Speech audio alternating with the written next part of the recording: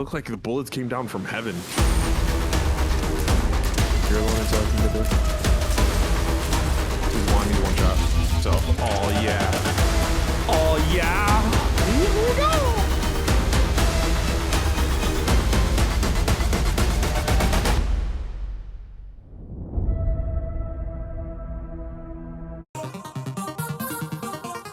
Here we go.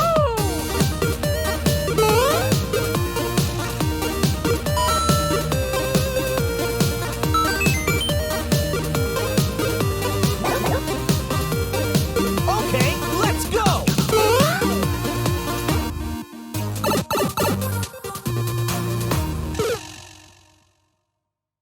And welcome everyone to the 1UP XP show. This week, we dive back into Fortnite. Yeah, we can never leave Fortnite. And to be honest with you, I don't think I ever would. But it is a new chapter. Chapter 4. We have a whole new island and really a bunch of different things within the game. So, me, Lifestyles, a.k.a. Richard Bonez, and two of his viewers, his nephew and Mel. Well, we jumped into a game, a lot of games, and we did pretty well. If I recall correctly, we had 36 kills total in this highlight clip that we're going to show you. And I had 13 of them. Check it out. Right here, hot drop. Okay. Here we go. Somebody's on me?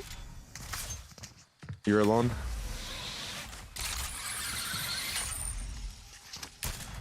You're alone until I can get there. He did. Nice.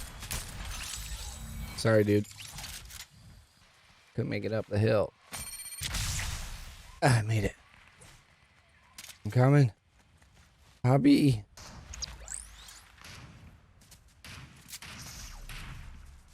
No way. Flake, in that building, one guy, one shot. Yeah, he's healing. Or he's outside the building? Wait. I'll help him. Hello? Hello? What? Hello? Hello? Wait. Oh, there he is. What's this guy doing?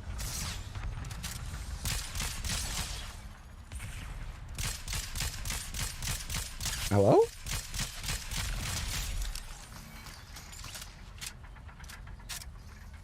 Dead. Oh, behind you?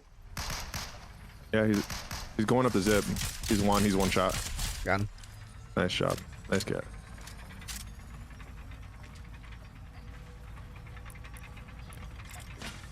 Really did try to push me like that. Wow. Gold stuff. Got gold AR. Nice. Like it. Someone's shooting at me. Yeah, I see him. The bot. There's a few of them. You got that? Flake, I got a hammer for you if you want it. Got one. 72, 108, knocked. There's another one somewhere. He's swimming. Flake, do you want this hammer? No. Okay. There's two more behind the house. Okay.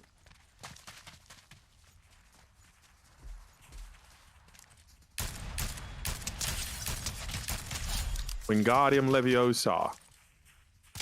Wingardium Leviosa. It's Leviosa, not Leviosa. Excuse me, sir. Oh, yeah. Oh, yeah, you heal yourself. Oh, yeah. Oh, yeah. Sorry, bro. I knew you saw me coming and you thought you had me. Just not the wave.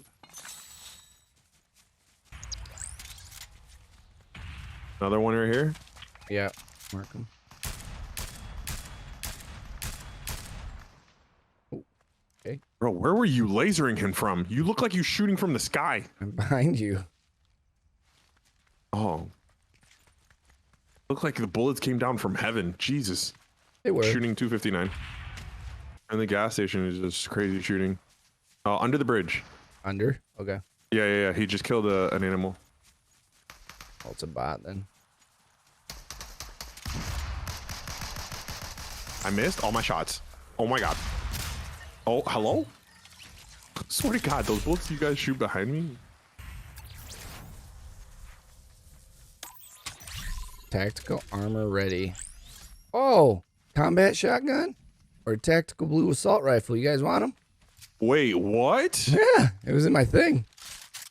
I'll use. Wait, what is this tactical one? That's the old one. Remember? It has a red sight though. Yeah. It's so weird. It's the old red dot. Those breaks in like time or whatever. Oh. Okay. Oh my God. Okay, it rails.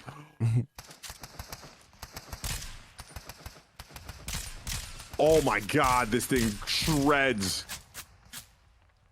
He's not gonna be happy. I'm sorry. Oh yeah, this thing.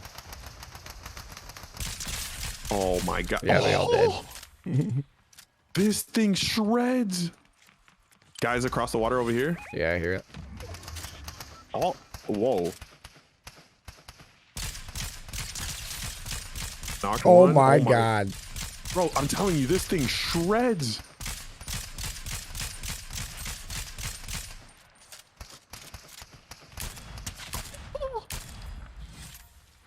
Yep. 14. 14. 14 again. 14 white. Got him. Nice job, guys.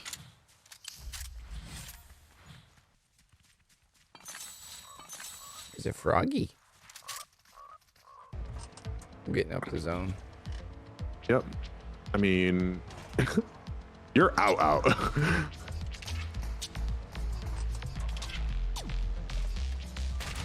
Is that someone shooting at you? No, it was AI. Yeah, there's guys shooting over here. 304. Oh yeah, I see him. Like we're not all with you. That's fine. There are ways from Okay. me. If I had mobility, I'll be able to head to you. I just don't have any. Wait, there's other people here? Oh yeah.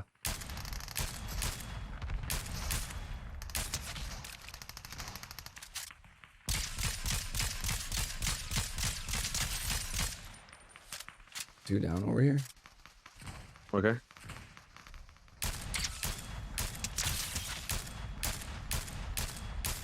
Down one. We have 25 kills. Technically, we can go crazy and get a high number.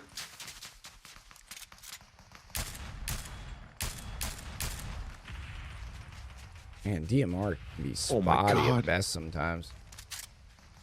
This guy knocked him. Oh my God. I have no AR ammo. Actually, I need small ammo if anybody has any. Knocked another one.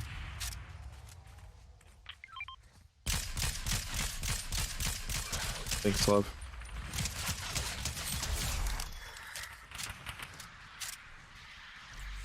Oh, there's another guy here? With a rocket launcher? Nice. Okay, your rocket launcher is mine, though. Oh, I see another guy. He's over there by killing me softly. Ready? You got a guy on you, okay? Oh yeah, there's a guy over here. Who's this other guy? He's cracked. Got him. I think Jetty is fighting a whole team by himself. Anybody got rocket ammo? I probably do. Yeah, here. Oh wait, no, I don't. I have arrows. Oh, perfect. I'm coming. Yeah, I see them. They're here. By the castle. Okay. Yep. Tagged him twice on top. Another one running up.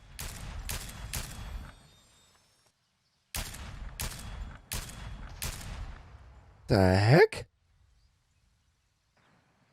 Like a couch just went flying off there. Yeah, he's up top. Oh. There's stairs on the other side. He just came down. Marked him. 115 on him. Knocked one. There was another one up top.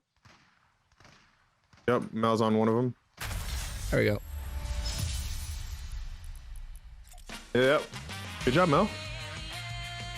Easy dubs. Yeah, this chapter feels really good, and we'll be diving more into Fortnite as the season continues on. But thank you again to Lifestyles, his nephew, and also Mel, his viewer. She, I believe, is from across the pond, from England. So very cool. A lot of good games that we had that night, and we had 4 wins, and a lot of them were back-to-back. So super cool, super fun. Can't wait to dive into that more. But coming up next on the 1UpXP show, we sit down with Dr. Matthew Thompson. He actually teaches a class at the University of Michigan about video game music. We'll dive into that coming up right after the break.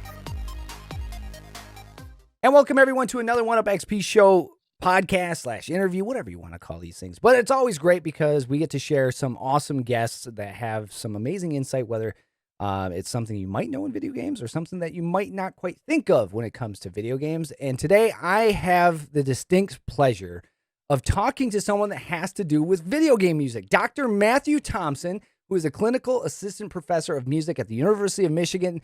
Dr. Matthew Thompson, welcome, brother. Thank you so much for being here. We're going to talk to you about video games and music.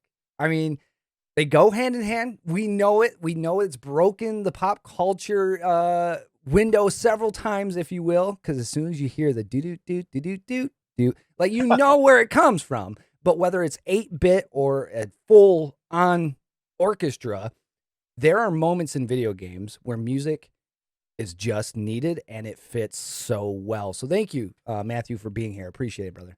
It's a pleasure. Thank you for having me. So you got your doctorate in music? I'm assuming just straight up music?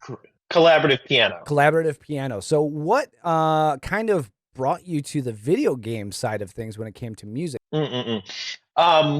So I always had an interest, but it's like there's this almost, I don't know how to describe it other than coming out with gaming. Right. Like, you don't know that your coworker at the next cubicle is a gamer. Right, you know. So for instance, when I made up this class, my video game music class, I was talking to the registrar about it, and she said, "Oh, I love Witcher.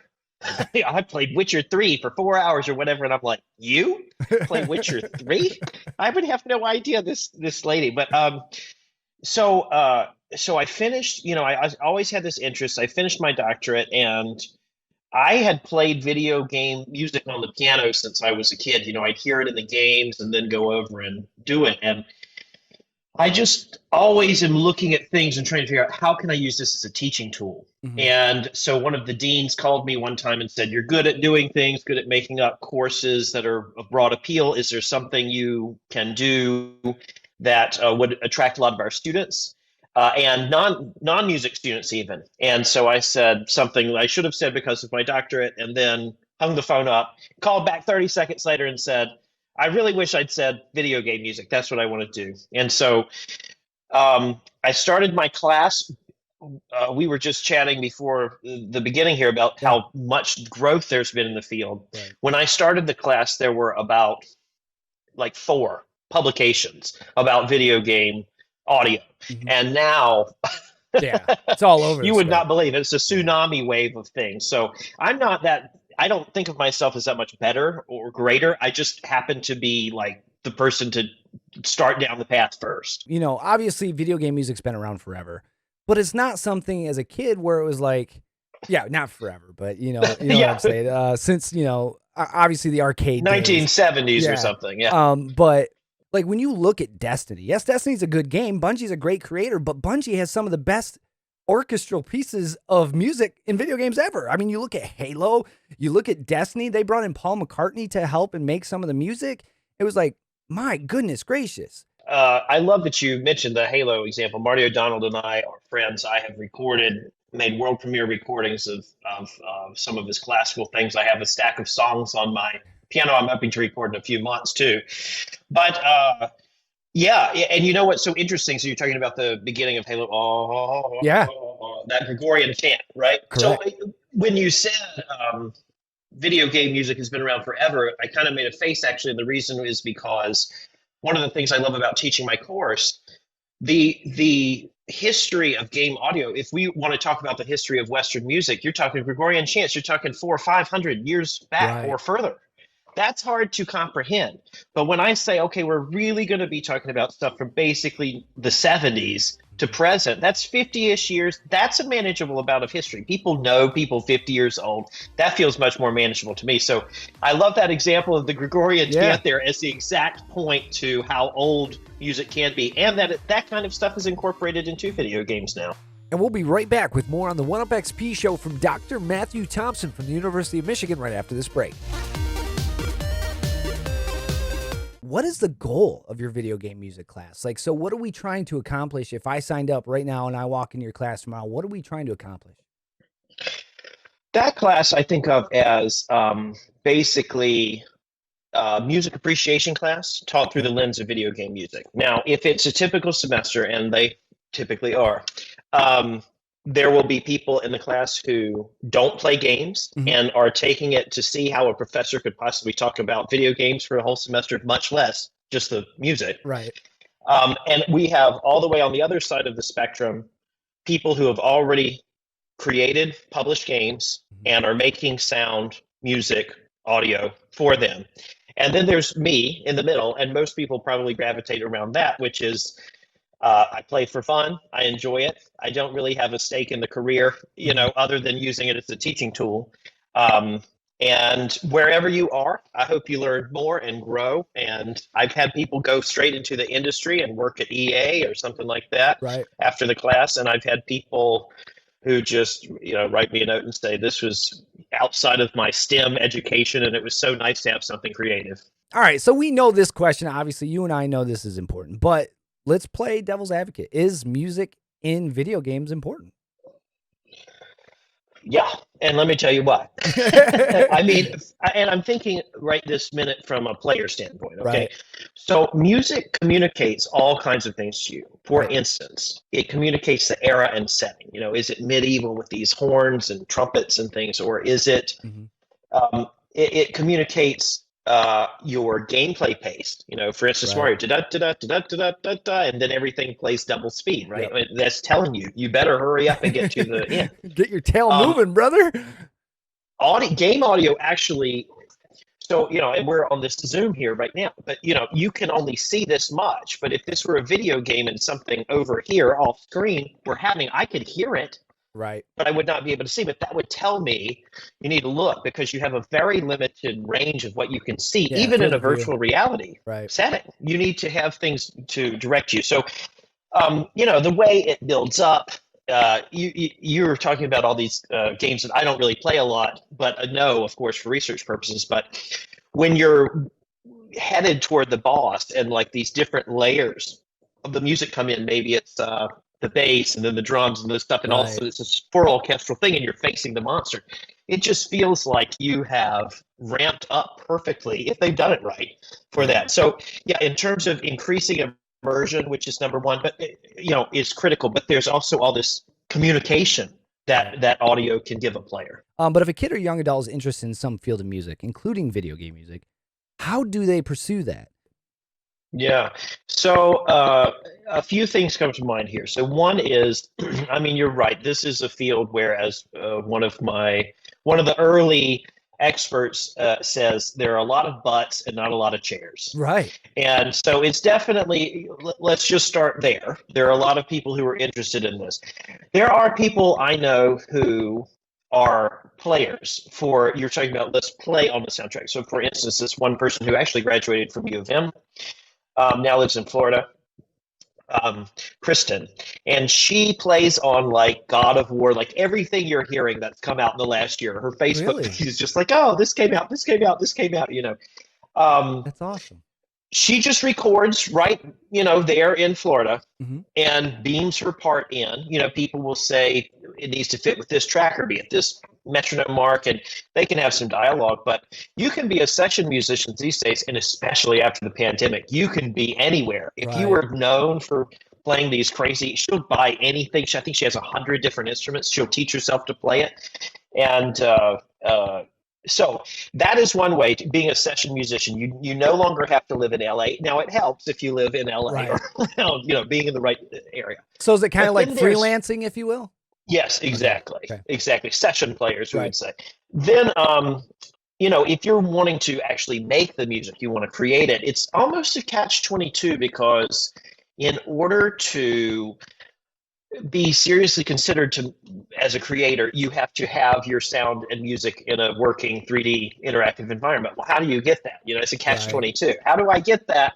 But what you would want to do, and I suggest to people, is like at U of M, we have game design class, and my class members can choose to pair up with them and actually leave in their portfolio if they'd like with their That's sound cool. and music in a working game, so that then you can say, I make this kind of media. It used to be enough to just have a website, put up some soundtracks that sounded cool, and people would maybe be interested if you pinged them at an industry event. But nowadays, you really need to show that you understand how the music works and how it's interactive in the ways that we've described. It's not quite linear. And again, my huge appreciation and thanks to Dr. Matthew Thompson for taking time and sitting down with me and talking everything about video game music. We talked at about hour's length, and you can find that entire podcast as well as all of the other interview podcasts that we have done over on the 9 and 10 News YouTube channel. Just look for the entire video podcast there of our interview. And then also you can head to Spotify or SoundCloud if you want to hear it in its entirety. But coming up next, we have one last segment here on the 1UpXP Show. We'll be right back. Thank you, everyone, for tuning into this week's episode of the 1UpXP Show. Have a wonderful and Merry Christmas. Be good, stay safe, take care. See you next week.